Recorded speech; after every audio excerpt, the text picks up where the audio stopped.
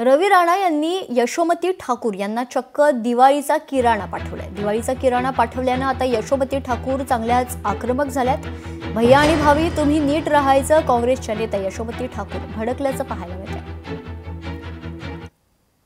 काही विचित्र लोक या राजकारणामध्ये आलेले आहेत आणि त्यांनी अमरावतीचं नाव अतिशय खराब केलेलं आहे। हे जे विचित्र लोक आहे, नवरा कुठे बायको कुठे काय काय राजकारण करत असतात। त्याने मला ही 100 रुपयाची साडी पाठवली, हे पाठवला, हे काय आहे, हा पोहा आहे, हे मुरमुऱ्याचे पाकिट आहेत 2, आणि हे भैया आणि भाभी अवकातीत राहायचं।